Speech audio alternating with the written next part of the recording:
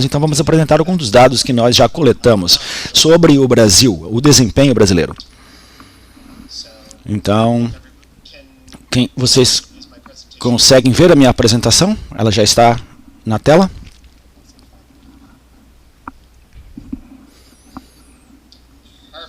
Perfeito.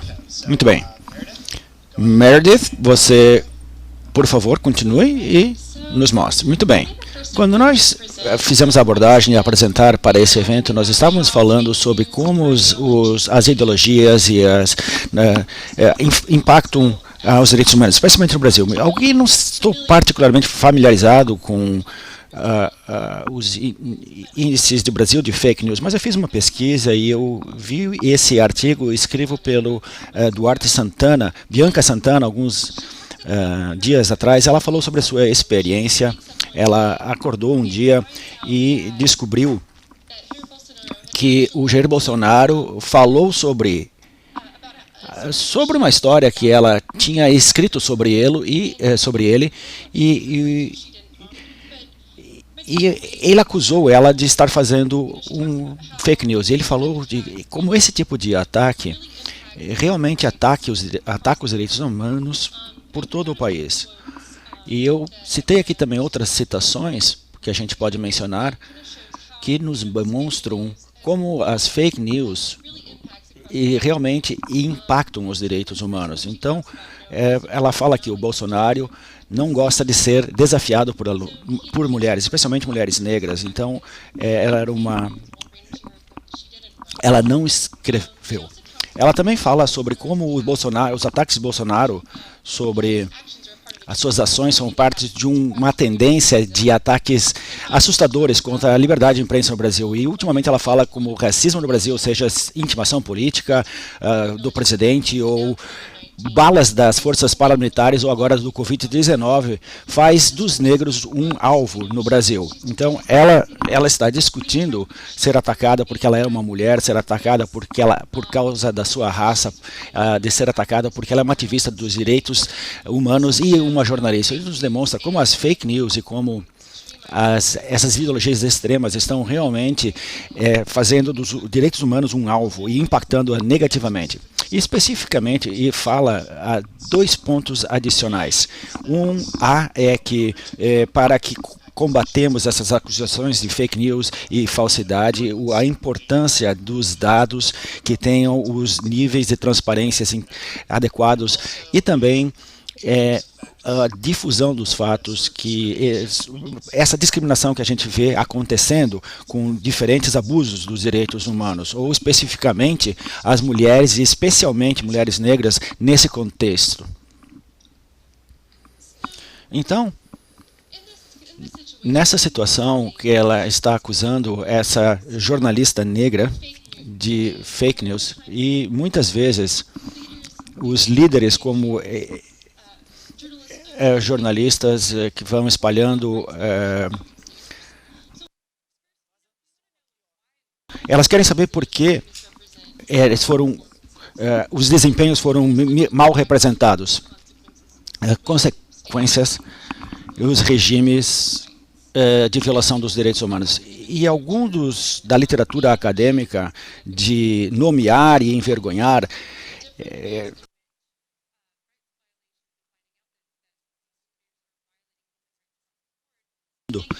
pode negativamente afetar de várias maneiras. E alguma das maneiras que pode afetar os investimentos diretos estrangeiros podem diminuir, e eles podem não querer mais investir porque há uma violação dos direitos humanos e pode levar à instabilidade política através de ativismo popular. Então, eles podem pedir para os governos pararem de abusar dos direitos. Isso é uma sinalização que há uma instabilidade doméstica e pode indicar que eles precisam tirar seus investimentos. E também outros países podem parar de fazer investimentos, porque alguns investimentos são condicionados ao respeito aos direitos humanos. Então, quando se descobre que regimes e líderes estão rotineiramente violando os direitos, isso pode levar a uma diminuição da receita, diminuição do comércio e perda de investimento externo, que pode ser crítico em alguns casos. Então, isso nos leva à importância dos dados dos direitos humanos. Esse é uma ferramenta crucial para os direitos humanos, especialmente para as mensurações dos direitos humanos. Nós damos valor ao que a gente medindo e o que pode ser medido pode melhorar. E dessa maneira a gente pode usar os dados para apontar violações e nos ajudar a entender para que possamos apontar específicos fatos em casos específicos e podemos trazer essa informação para fazer as pessoas responsáveis por esses atos. Alguns exemplos pelas maneiras que a gente pode usar os dados de direitos humanos são os defensores podem criar políticas que protejam as pessoas que tenham seus direitos violados, usar os dados para reforçar as recomendações para que não sejam violadas, e também empresas podem usar esse tipo de informação sobre os dados de direitos humanos para informar as suas decisões sobre continuar ou até parar seus investimentos em países que violam os direitos. E quem somos nós? Bom, a iniciativa de mensuração dos direitos humanos é uma maneira fácil de usar diferentes métricas que medem a performance sobre os direitos humanos em todo o mundo. Como no momento a gente não cobre todos os direitos que a gente foca, mas alguns, por exemplo, direitos políticos e civis, políticos sociais, econômicos, mas a gente tenta cobrir todos os direitos humanos da Declaração dos Direitos Humanos. Um dos nossos preceitos centrais é a colaboração, então a gente engaja ativistas e experts para desenvolver a nossa abordagem. A gente vai falar um pouco mais em alguns minutos sobre essa abordagem. E nós trabalhamos com ativistas e experts, peritos, pessoas ativistas. E nós trabalhamos com pessoas para desenvolver a nossa pesquisa e melhorar esses dados de pesquisa, que é uma colaboração importante para certos países, e a gente consegue melhor colecionar esses dados e produzir melhores soluções para a sociedade civil, para acadêmicos, ou qualquer que seja que precise usar isso. E como mencionamos anteriormente, nós acreditamos que alguma coisa, quando é medida, é mais melhor. Quando não é medida, é muito fácil não dar importância, e tudo que é medido pode ser melhorado. E sobre nosso background, nós começamos como 2015 como cofundadores, construindo ferramentas para mudar a percepção dos direitos humanos em alguns países, e algum dos nossos co-design entre defensores acadêmicos e fundadores, usando a expertise por todas essas pessoas que se envolveram durante o processo, e a gente espera que isso funcione por todas as pessoas, porque a gente se dá conta que os direitos humanos eles podem parecer diferentes dependendo da região que você está no mundo. A gente nunca quer impor uma maneira sobre a outra maneira. A gente quer colaborar com todos para garantir que os nossos dados sejam aplicados em qualquer lugar e que trabalhem e funcionem para todos. Então, a gente está muito contente em desenvolver essa abordagem dos CPRs, que são os direitos sociais, civis e políticos, e também os sociais e econômicos. E fizemos o nosso estudo piloto, pesquisa piloto em 2017, e lançamos uma primeira rodada de negócios em 2018, e expandimos para outras regiões do mundo, novos países, e mais recentemente nós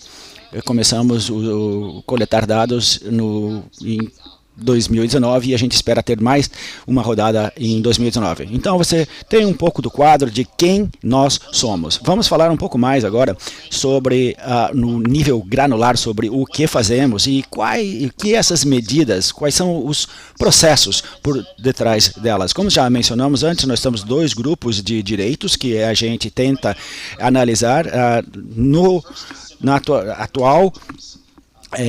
O rastreio das informações é que a gente pega as informações dos ativistas, aqui a gente vai se reunir, que eles vão nos ajudar a desenvolver a nossa pesquisa. A gente utiliza nesse sentido uma fonte de informação não muito apreciada, muitos de informações que não estão não são standard, e a gente faz um engajamento com os ativistas e a gente tenta ter um melhor entendimento, não simplesmente da intensidade e a amplitude das violações, mas também o contexto em que essas violações de direitos humanos estão acontecendo. A gente usa técnicas desenvolvidas de estatísticas que possamos comparar em outros tempos que com outros países. Isso é muito importante para permitir que a gente consiga colocar países em escalas semelhantes em termos de como que os dados estão funcionando num contexto e como que isso se aplicaria em um outro contexto.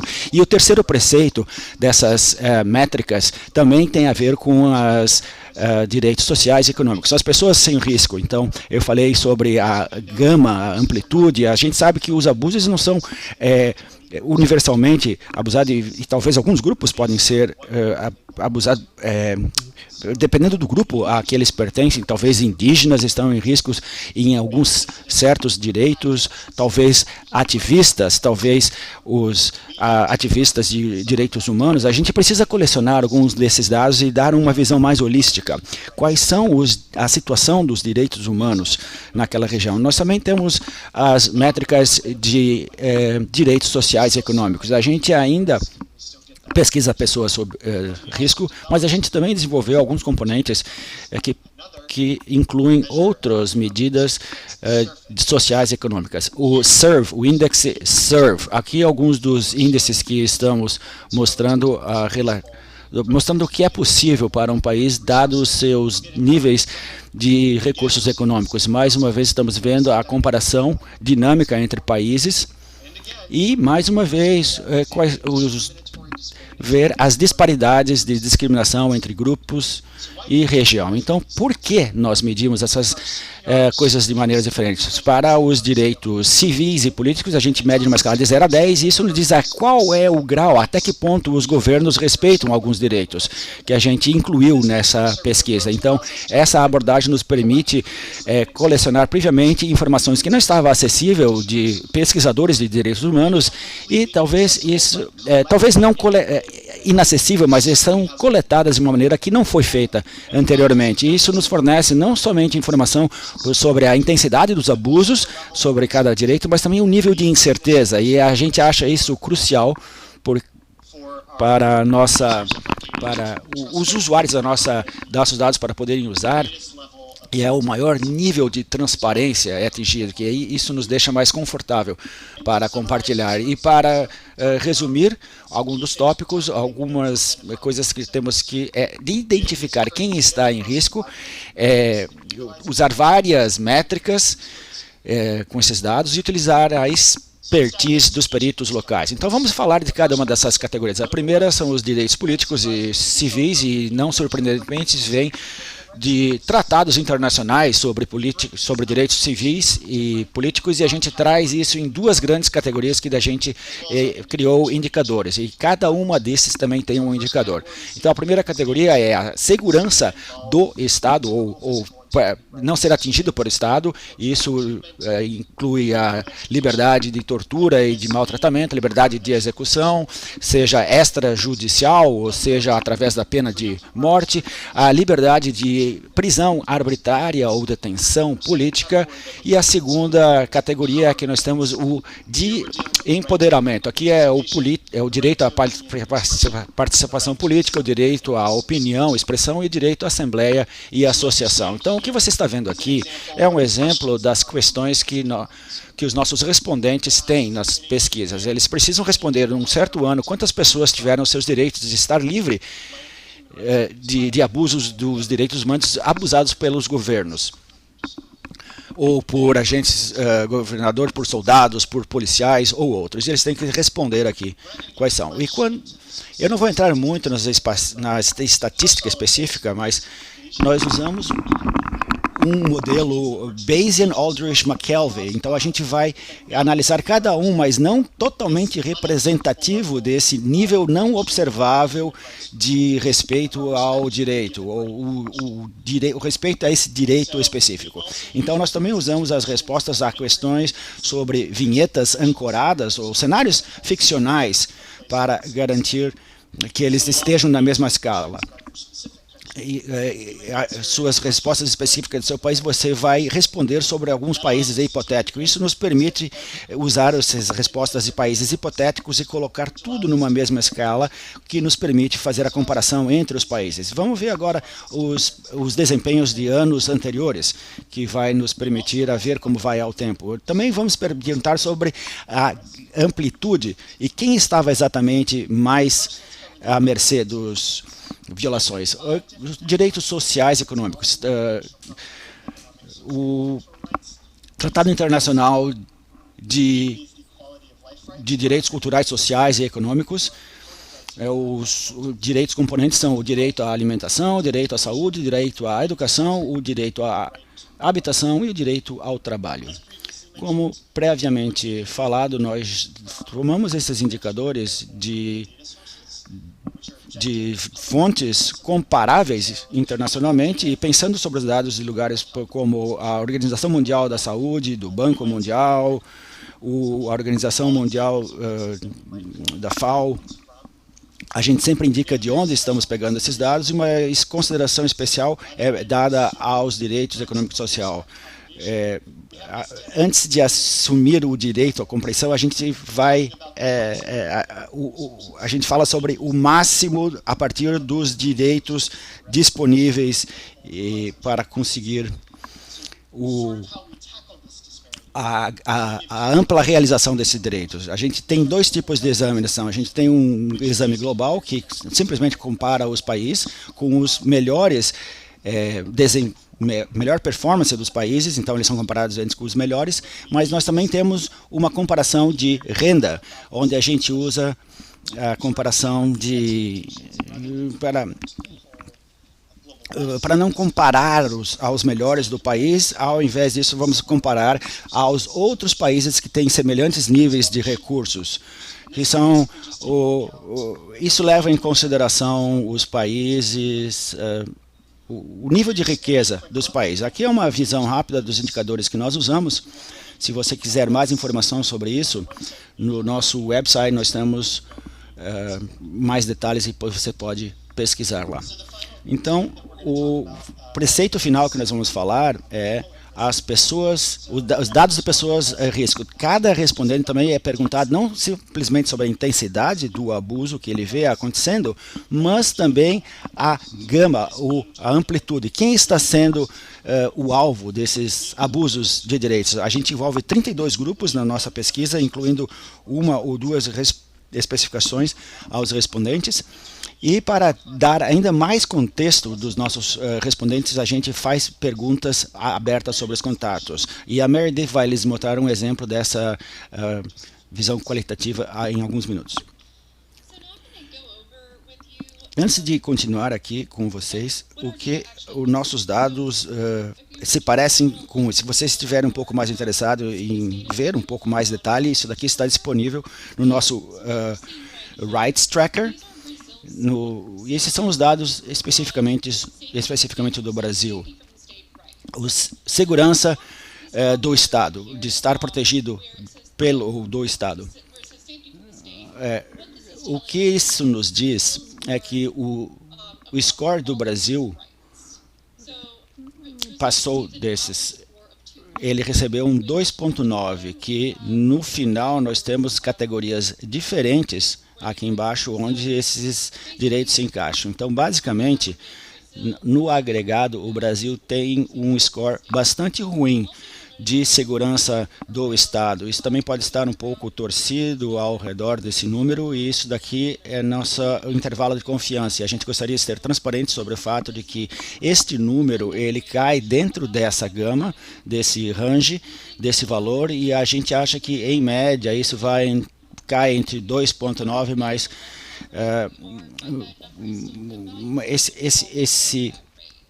esse número ainda vai cair entre esse range aqui, a partir do 2.9. Os direitos específicos, a gente pode ver que é prisão arbitrária, que recebeu 2,5 agregado, ainda muito ruim. Para desaparecimento, o Brasil recebe 4,1, que é um pouco melhor. É uma categoria ruim, mas ainda não é tão ruim assim. E para a pena de morte, você pode ver que o Brasil, o score do Brasil é 10. Isso porque aqui não existe, no Brasil não existe a pena de morte. E qualquer país, nos nossos dados, a gente dá um score automático de 10 para quem não tem a pena de morte imposta. Para execução extrajudicial, o Brasil recebeu o score de 1,6 e a margem de confiança é bastante pequena. A gente é mais certo desse dado aqui. E, finalmente, tortura recebeu 2,2. Então, a maior parte dessas categorias está no range muito ruim. A próxima visualização nos mostra como o Brasil pode se comparar com outros países no quesito segurança do Estado ou contra se proteger do Estado, que está quase no final com o score de 2,9. Mas voltando à banda de confiança, porque a gente não sabe exatamente o número certo, mas cai entre essa banda. Os dados do Brasil são realmente comparáveis àqueles de Vietnã, México. Então a gente não pode dizer exatamente que o Brasil é pior que o México, mas é praticamente parecido.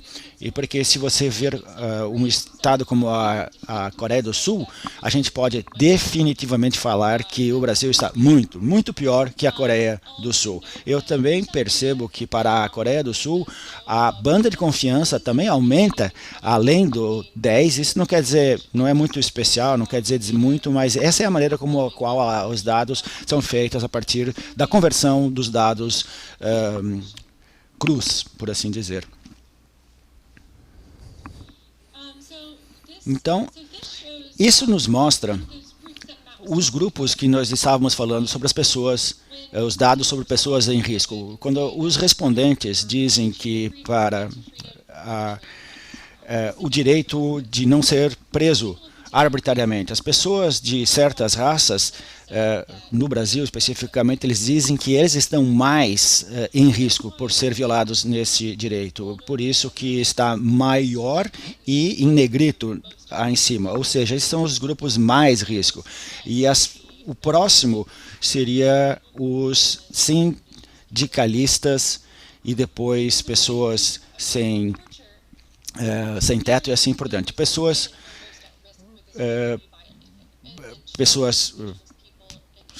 por conta de raça, crianças, indígenas, imigrantes e assim por diante. Então, construindo sobre essas pessoas em risco, a gente dá a oportunidade das pessoas nos darem mais informações sobre quem está em risco. Então, essa informação aqui nos diz, como vimos nos exemplos anteriores, as pessoas de certas raças têm muito mais propensão a estarem terem seus direitos feridos. E isso daqui nos diz quais raças estão mais em risco de terem seus direitos violados. Isso nos dá um contexto não simplesmente sobre os grupos propriamente ditos, mas quem dentro destes grupos. Isso é uma coisa que nos distancia e nos difere das outras pesquisas que pode dar exatamente essa informação para mostrar quem está em mais risco em qual país. Então, a visualização dos dados para os direitos de empoderamento são muito parecidos com o anterior. No geral, o Brasil recebe um score de 4,7, que é bem melhor de a segurança contra ações do Estado. E os direitos são de associação e assembleia. O Brasil recebe um score de 4,8. Para opinião e expressão, recebe um score de 3,3, que é um pouco pior, mas a gente está um pouco mais confiante desse número. E, finalmente, a participação no governo, o Brasil recebe 4,8. E, mais uma vez, nós temos a comparação com os outros países, nesse dado visualizável aqui, aonde ele fica. E podemos ver que o Brasil está muito melhor comparado como ele está com a segurança contra o Estado. Aqui é mais comparável com países como Angola, Fiji, Nepal e na maneira como ele se desempenha nesse quesito. Podemos dizer que O Brasil está muito parecido com esses países e pior que países como a Nova Zelândia, por exemplo. E não, então nós temos a mesma visualização para quem está em mais risco. São ativistas de direitos humanos no Brasil, especificamente, têm o maior risco de terem seus direitos violados. E em seguida, sindicalistas, jornalistas, povos indígenas, crianças e a participação no governo é pessoas indígenas. Então podemos notar aqui que nós temos muito tempo sobrando, então nós vamos falar um pouco sobre qualidade de vida e você pode ver que a medida aqui mudou, que a gente mudou aquela pesquisa de surveys usando indicadores que já tínhamos mostrado antes e o nosso score agregado de qualidade de vida é de 89,6 e muito legal em termos de direitos específicos, educação, alimentação, saúde, habitação e trabalho, então na categoria fair, considerável. E lembre-se que isso não é comparado aos países, isso é ajustado à renda. Então, para os recursos disponíveis para o Brasil, esse é o desempenho deles nas suas obrigações para satisfazer esses direitos. E se nós fizermos uma comparação, analisando esse benchmark, podemos ver que o Brasil está relativamente bom comparado com outras nações. Eu não tenho muito a dizer aqui em termos de qualidade de vida, então vamos seguir adiante. E nós também pedimos aos nossos respondentes nessa pesquisa expert, embora eles não estejam respondendo perguntas sobre direitos sociais e econômicos, a gente pergunta se eles percebem que pessoas têm o risco de violações. E o direito à educação, nada surpreendente aqui, podemos ver que crianças de rua, jovens sem teto têm muito mais risco de perder em termos seu direito à educação, pessoas com baixo status social, econômico, e em termos de quem é mais seus direitos à comida violados, mais uma vez não temos uma surpresa aqui, são pessoas com baixo status social, econômico, crianças de rua, indígenas, e isso nos mostra para onde queremos chegar com o nosso projeto. Mais uma vez, continuar a luta para os direitos humanos e construir esse banco de dados, e nós iremos continuar agregando mais modelos específicos para algum, e como Meredith já disse anteriormente, existem diferentes contextos para diferentes lugares, e é muito crucial que nós ajustemos isto. E isso, obviamente, inclui esses co-designs, workshops de co-design, antes que nós falemos que essa metodologia funcione melhor. É crucial perguntar aos ativistas e os experts que estão no lugar, que podem nos informar melhor o que funciona melhor. Para as pesquisas de 2021, nós vamos incluir um módulo de COVID-19, que vai ser respondido em cada país como a Covid impactou os direitos humanos, então fique atento para isso, e o óbvio é que nós vamos expandir para novos países e novos direitos. No momento nós temos dados de direitos civis e políticos para 33 países e direitos sociais e econômicos para 190 países e 97 países. E com isso, tendo sido dito, isso é tudo de nós. Aqui tem alguns links, se vocês quiserem visitar o nosso website, se vocês estão interessados em dar uma analisada desse Rights Tracker, todas essas informações estão diretas aqui do Rights Tracker, do rastreador de direitos, e estão traduzidos também, você pode ver. Nós temos nossos e-mails também aqui. Se você quiser contactar Meredith ou a mim, vocês podem fazê-lo.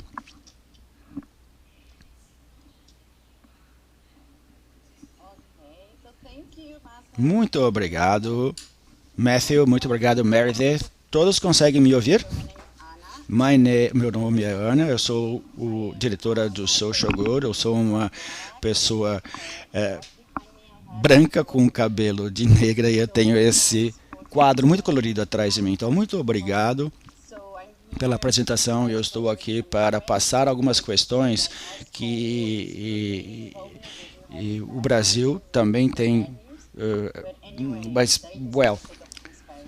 só pela transparência que é muito boa, nós temos muito recurso, muito petróleo que compromete nossos direitos humanos. Então eu tenho uma pergunta aqui da Rafaela: como podemos usar dados para fazer o Brasil um lugar mais seguro para as mulheres?